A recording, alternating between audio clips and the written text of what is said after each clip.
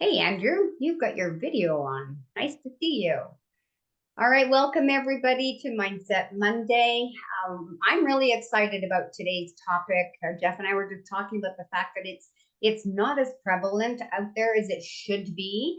So, without further ado, I'd love to introduce Jeff Leva, who's actually a certified master inspector and owner of a buyer's choice home inspection company. So, we've got an expert with us today who's going to be discussing radon gas. So, welcome everyone.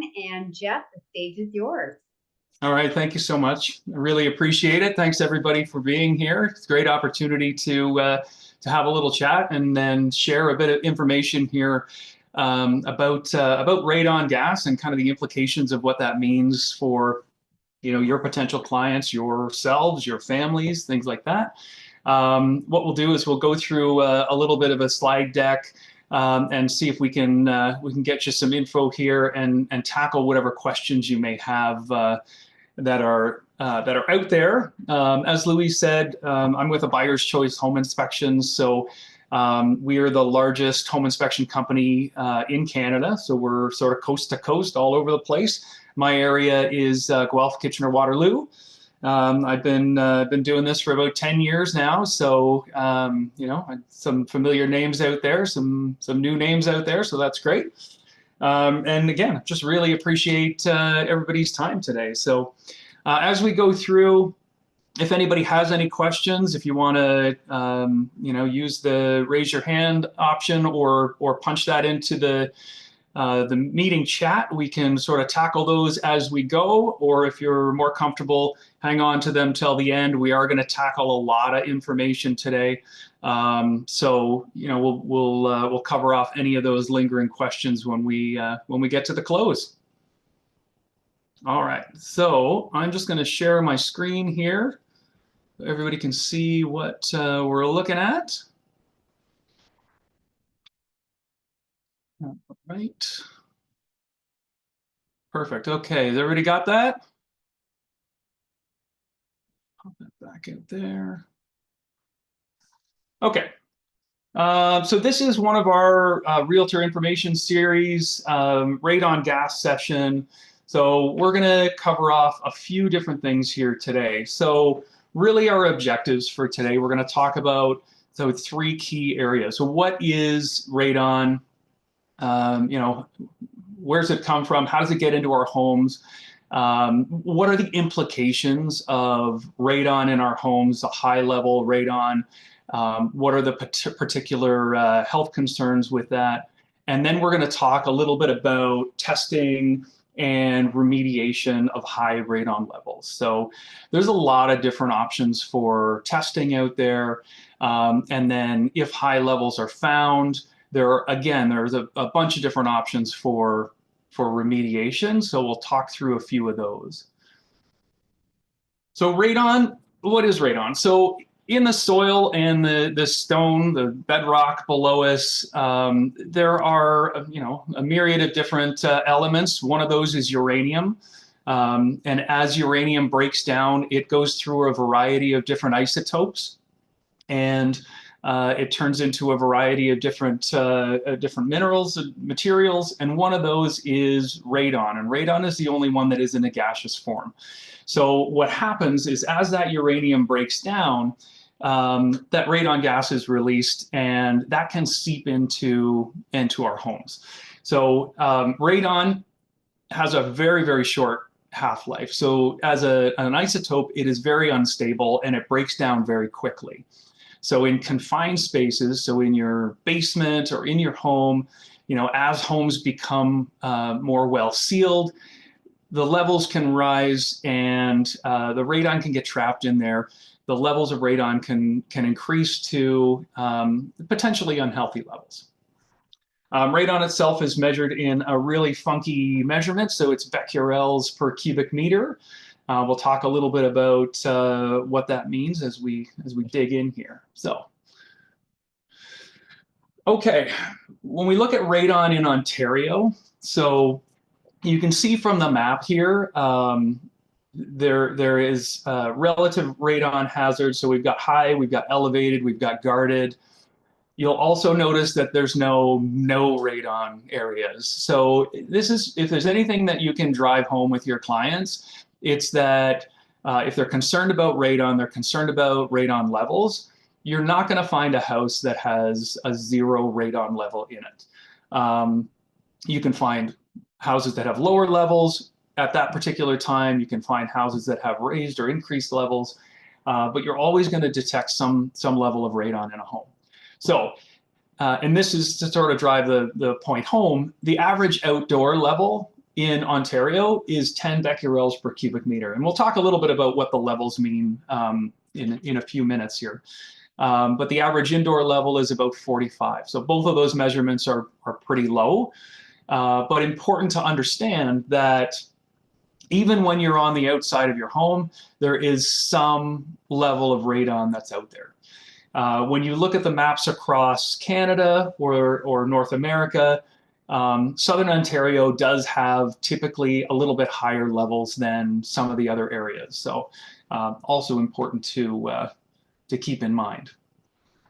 So we understand that the radon gas is out there. You know, it's in the environment.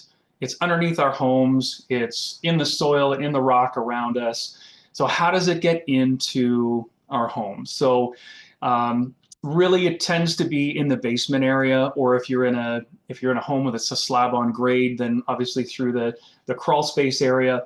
But typically, it's through gaps and spaces that have occurred in the foundation, the floors, the space between your foundation walls and your basement floor, so a little gap there.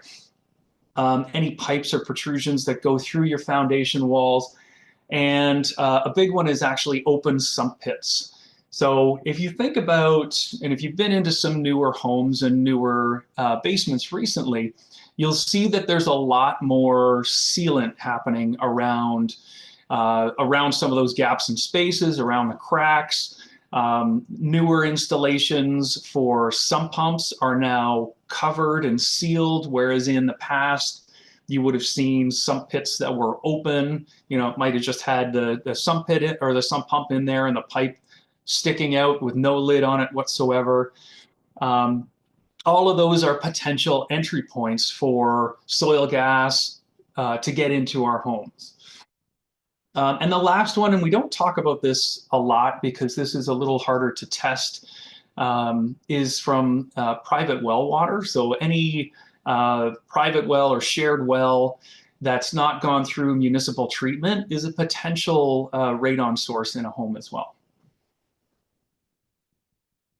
Okay.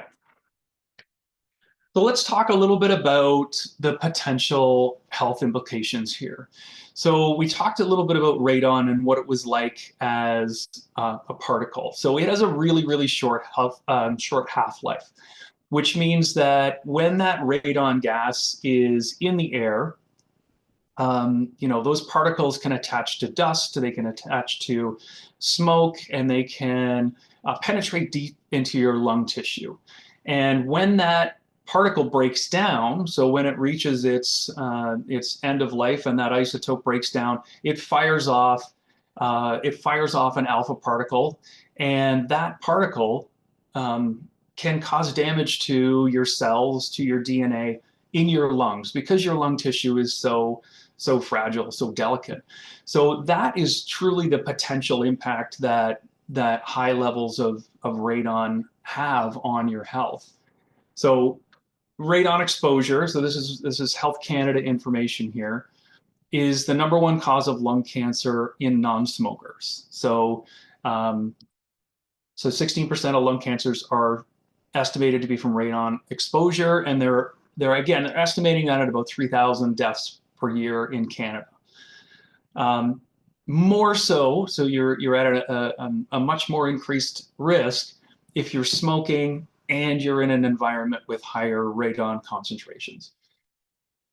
Now, the important thing to understand here again is that your risk from radon and your potential risk for lung cancer is a long-term exposure risk, right? This is not a short-term problem. If you have high radon levels in a home and you're spending a lot of time in the basement level, and that's where the radon levels are the highest. If you're taking steps to remediate or reduce those levels, then that's the right thing to do. But this is not an immediate risk from being in an environment with high radon levels. As you spend longer periods of time in that high radon level, your risk of lung cancer does increase, though. Okay, now let's talk a little bit about the levels and some of the implications there. So if you had a radon level, so if we wind back to our outside level was about 10 and our average indoor level is about 45. So if your radon level is 150 becquerels per cubic meter, so that's going to be the equivalent lung cancer risk to about 200 chest x-rays per year or 8 cigarettes a day. 300 becquerels, again, 400 x-rays, 16 cigarettes a day. And then 370 becquerels, you're at 500 or a pack of cigarettes a day is kind of your increase of your lung cancer risk. It just sort of puts in perspective what those levels are like. Okay. So as far as testing goes, there's two different methods of testing. So you can do a short-term test. So that can be either a few hours to a few days, typically with electronic monitors. This is more directional. But this is typically what we can handle if we are in a real estate transaction. So the radon eye detector you can see there is the one we use when we go in and do a home inspection and do a radon presence survey. So we'll set that up at the beginning of the home inspection. It'll run for 2.5 hours. And after about an hour, it is returning fairly accurate and fairly reliable results. The other testers you can see there are typically more passive and longer term. So you would want to have one of those detectors in place for a minimum of 91 days in order to return an accurate result. And both of those longer term detectors do require either laboratory testing or testing from another third-party service. So typically you would order those online, deploy them in your home, they'd give you a little kit. Once you had that out there, you would leave it in place for a period of 91 days, fire it back in an envelope, send it back to the lab, and they would return your results to you and let you know where your overall levels are. Now, again, the important thing to remember here, as far as short-term versus long-term testing, is that short-term testing is just directional, so it is not definitive, and the longer-term testing would be your definitive result. And here's a little example of what we're talking about. So this is data from an actual deployment of one of the radon eye detectors for a period of about 60 days. So you can see the various levels there. So, average in this home was kind of in that, 60 becquerels per cubic meter. But you can also see there are quite a few spikes in there. And if you were to do a short-term test in a home inspection, so we deploy a detector, it runs for a couple hours and returns a very high result. Again, that result is just directional. So we're gonna indicate to the client that they should do a longer-term test. That doesn't mean that the levels are going to stay high. That doesn't mean that the levels are going to be high on average over the course of a year. All that means is that they are high at that moment. So this gives us an option to give some more additional information to a client when they're purchasing, and they can plan appropriately from there. Okay, so let's talk a little bit more about the variation in levels and where Health Canada's recommendations sit at the moment. So up to about 200 becquerels per cubic meter. Health Canada is saying no action is required. Down the road, you're going to want to do some additional testing. If you're in the 200 to 600 becquerels, they're recommending remediation or additional action within 2 years. And then over 600, they're recommending taking action right away. So all of these are based upon long-term tests, right? So again, to run through that scenario, if we have a client that's looking at purchasing a home, they would like to do a radon presence survey at the time of the home inspection. We deploy a detector. It returns a result of 400 becquerels per cubic meter. From that point, we would recommend that they do a 91-day minimum test with one of the passive detectors, have a lab analyze those results, and then if they remain higher than that 200 to 600 level or above the 600 level, then they would take action at that point in time. Hope that makes sense. So that kind of gives you a little bit of the scope. You know, none of the recommendations are you know, immediate until you get above that 600 level. Okay, so let's talk a little bit about what those actions are. So there's a few different ways that you can reduce those radon levels or mitigate the amount of radon in a home. And some of them are complicated, some of them are very straightforward. So when we talked about initially how that radon gas gets into a home, all of those cracks and gaps and spaces in the basement allow for entry of that soil gas into the home. So if you think about the home as an envelope or you know, its own little environment, all of the activities we do in a home, so things like running our you know, clothes dryer, bathroom exhaust fans, kitchen exhaust fans, all of those devices push air to the outside of the home. And all that air, once the home is under negative pressure because of those devices, that air has to come from somewhere. So somewhere there's air leaking into the home to make up for what we're pushing to the exterior. And often that is in the basement. So as home construction, vapor barrier, insulation, sealing of the building envelope has gotten better, you know, improvements in windows and doors and things over the years, the upper levels of a home are quite airtight.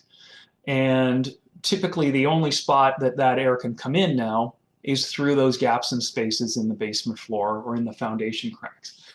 So our first step, and this is certainly the easiest when the basement is unfinished, any cracks in the floor, any cracks in the foundation, gaps around the basement floor to foundation joint, and again, that sump pump opening, those are probably the main spots where you know, where you're have the potential for that radon gas coming into a home. So a fairly easy, fairly cost-effective step to take to reduce the amount of radon that's in a home. Secondly, so this is again is a great option for reducing those levels if they're high, is just through ventilation. So essentially, if you're again, if you look at that home environment, so if you bring in fresh air, you're diluting the amount of radon gas that's in the air. You're lowering those levels. You're exhausting some of that radon gas to the outside and dropping the radon levels into that acceptable range. So this is a great system that utilizes, if there's already one installed, a heat recovery ventilation system or a fresh air exchange system that's already in the home. So you would have a radon monitor installed in the home, and it would activate that heat recovery ventilation system or that fresh air ventilation system anytime the levels crept up higher than that 150 becquerels per cubic meter. It would activate the system until it dropped back down, and then it would shut the system off. So again, a great option for maintaining the levels in the home.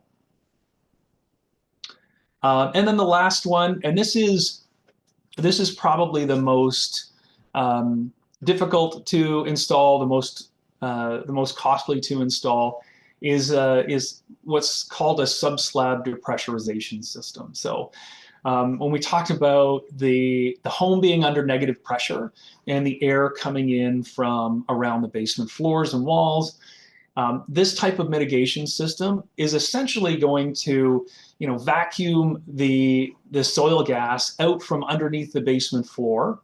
It's going to push it out through a vent to the exterior of the home before it has an option to enter into the living space.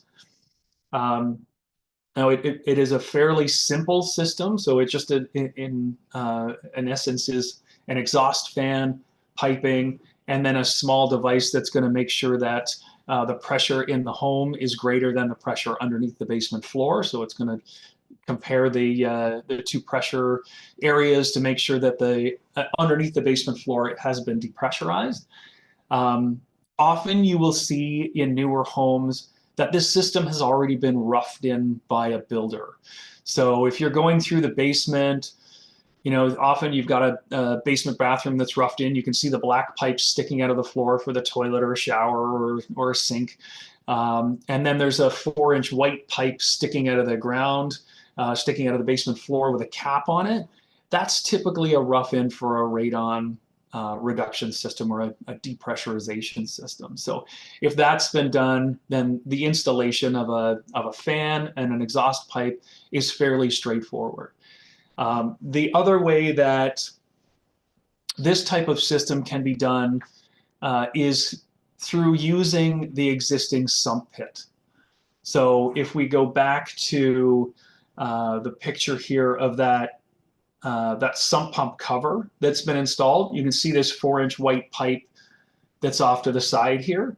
So that is a radon reduction system that's utilizing the sump pit and the weeping tiles that have been those 4-inch corrugated pipes that have been laid underneath the basement floor, using that as a collection system for that gas, and then pumping it to the exterior of the home. And then obviously that dome has been well sealed on there to make sure that the pressures stay the proper way on each side. Okay. All right, so that's pretty much it. I know that's a lot of information. Let's just cover over again. So radon, naturally occurring, it's all around us in the environment. You can't get away from it. It's going to be in every home, just depends on what kind of levels are there. So really knowledge is the key to understanding if the levels are high, and then what kind of action you can take to reduce those levels and reduce your potential for risk of lung cancer. The implications, again, high radon levels, it's long-term exposure where your increased risk is. And then testing and remediation, so short-term tests being directional, long-term tests being definitive.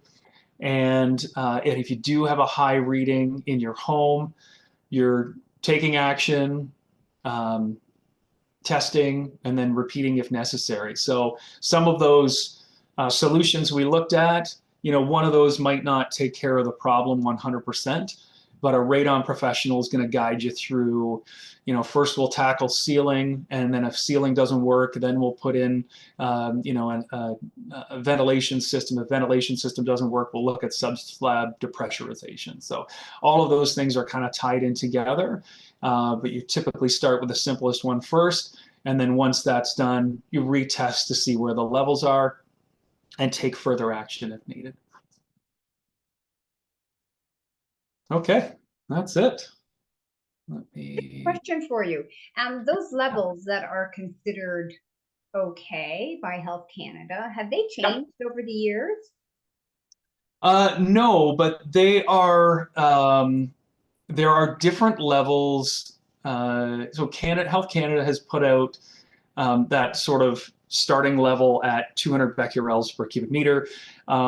If you were in the US, it would be 150, and the EU is set theirs at 100. So there's a lot of different variation out there with different health agencies and what they recommend as far as acceptable levels or risk levels are. Awesome. And for radon testing, you recommend the longer term testing where possible. How easy is it to find those tests? I know I found one on Amazon. Yeah, yeah, super easy. There's a number of companies in the GTA that supply those test kits, do the follow-up testing. Typically for the long-term tests, those passive detectors, the ones that look like little ant traps, you're somewhere around the $75 mark for a test kit. You set that out in your home, leave it for that 3+ months, mail it back to them, and they send you the analysis. If you wanted to get into a continuous monitor, so say you had a client that they did a short-term test and the levels came back higher than recommended, one of the things they may want to look at is a continuous monitor. So the type like we use to do our short-term testing during a real estate transaction, they can buy a continuous monitor for, they actually come down in price quite a bit. So about $150, you can get one that you can set it in your home and it will continually sample and give you an idea of what those levels are like in real time. And I saw on one of your slides, and that was the one where that outlined the Health Canada guidelines. There is a website, Take Action on radon.ca/test. Yeah. I don't know if everyone saw that, but does that mean that the government will send you a test to utilize? No, they'll send you. With I an invoice? I wish they would. They'll send you to a link of current approved radon vendors, right? So again, there's a few in the GTA. You can order the kits online, but they don't supply them. I wish they did. But you've got to go out and order your own kit, kind of tackle it yourself. Yeah. All right. Does anyone have any other questions? Yes, go ahead, Jagvir. Hello, hi everyone. Hi Jeff. Can we have slides of your presentation? Yeah, certainly. Yeah, please, if you can provide, it's easy to explain to our clients if someone asks. Because it's happened to me once in past. They asked me this gas, but I don't know that time that much.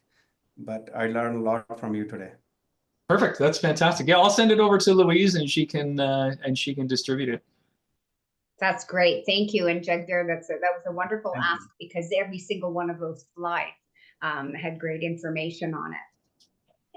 And from David, a question in the chat: do levels of radon affect financing or insurance? No, they shouldn't anyway. I haven't heard of any situation where any of the lenders or insurance providers have asked for this information yet. It may be something that they key in on eventually, but not to my knowledge. So it is a natural occurrence, right? So yeah, it's just a matter of maintaining and ensuring that the levels are not continuously high. Yeah. And again, Health Canada has really put a push on radon awareness, but it still has not hit the level of understanding that they would like, that I would like, that most of the people that have had some experience with radon would be comfortable with. The more information we can get out there, the better off it'll be. You and I were talking about that earlier. It really isn't out there enough. It's not talked about enough. And when you look at the map of Ontario and the entire thing, and the entire province is pink to some degree, that's reality. Yeah, very true. Yeah, and then the other part of it is, we talked a little bit about typically the basement level is where the concentrations are a bit higher. As we move into this environment we're in with multi-generational households, a lot more basement apartments, a lot more in-law suites, things like that. We're occupying the lowest levels of our home quite a bit more. So as we're spending more time in those areas, our exposure, if the levels are high, is increased. So it's not about being fearful; it's about being aware and obviously doing what you can if required to mitigate. That's it. Anyone have any questions? Yes. So Jeff, I'm in doing business from almost 14 years, but I never had heard this term radon. How come? Like, I'm just wondering, it's not very common, or it's only in very certain part of Ontario? Yeah, no, it really is. It's not just an Ontario problem. It is all the way. Well, it's everywhere essentially. I mean, it's the whole planet. Now, it tends to be a little bit higher on average in southwestern Ontario than some of the other areas in Canada. However, our current top reading we've seen was coming out of Alberta that was over 3,000 becquerels per cubic meter. So it's not one specific area that has these issues. And if you go along, even in a certain subdivision, and test every home, one or two of them could be high. The rest of them will have low sort of background levels. It is really, really dependent on what is beneath the home, what the soil and the rock beneath the home are like, and how much opportunity that soil gas has to get into the home, to penetrate in. The awareness, again, it's something that Health Canada has been working on, but it's just not hit the forefront yet. Yes, I think not every inspector check the level of radon or because No. I never experienced it before, so that's why I'm just wondering. Maybe not every inspector has this knowledge, or he doesn't think that is very important to mention in the report. Yeah, no. That is very true. That is very true. And we offer it, so we don't do it on every inspection. We offer it at every inspection, but not everybody wants to go through and have the testing done. That is part of the limitation there, as well as clients, home purchasers don't really have that information also. Interestingly, though, as part of the Tarion warranty process, new home builders are responsible for radon, elevated radon levels for a period of 7 years from when the home is occupied. So one of the things, if you ever have a new home buyer, they should absolutely be doing a long-term test in a new home to understand what those levels are like. And then if they're high, going back to the builder to have that remediated or mitigated. That's good to know. My goodness. Thanks for your question, Wazi. The other thing in the chat with David, who took a course or a seminar on radon gas. Actually, it was suggested that there is radon gas in some construction materials like granite countertops. Is that? Yeah, because granite is a stone, so somewhere in that granite there is uranium. So it's as it decays, as it goes through its molecular decay, it's eventually going to turn into radon. Now it's because you're in a kitchen environment. Often you're running the exhaust fan, so it tends to be less of a concern. But still is present, through some of those building materials. Wow, that is crazy. Yeah.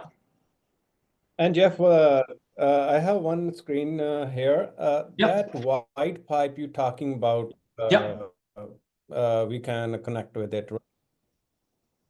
Yeah, that looks like it.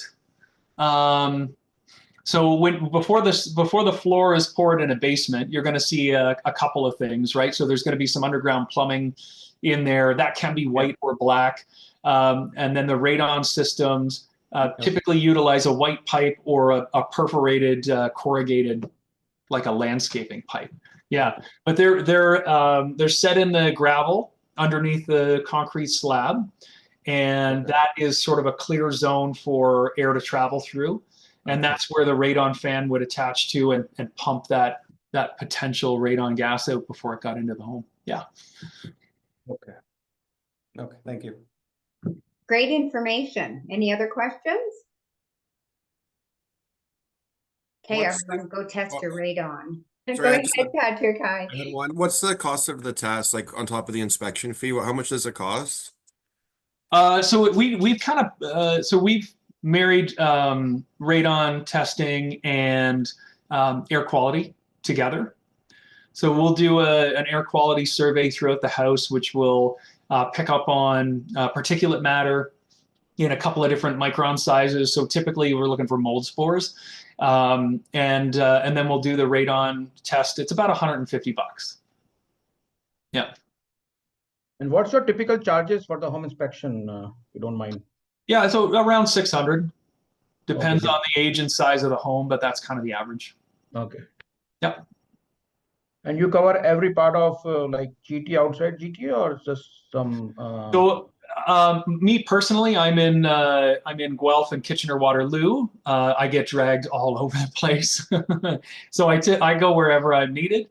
But we also have inspectors in Peel region, Barrie, Aurelia, Hamilton, St. Catharines, Niagara, see. all over the place. Yeah, yeah. I'm not sure if you got the name, Wazzy. It's a buyer's choice home inspection. Yes, yes, I know. Okay, perfect. yes. Yeah, just so you know. All right, any other questions? Well, thank you, Jeff. That was really great Right. information. We appreciate you and your time. Thank you so much. And thanks to everyone for joining us today. Yes. Thank you, Jeff. Enjoy your day. Thank you. Thank you. Bye for now. Just don't forget to send the PDFs, screenshots. Okay, Dexter, will do. Thank you. Bye.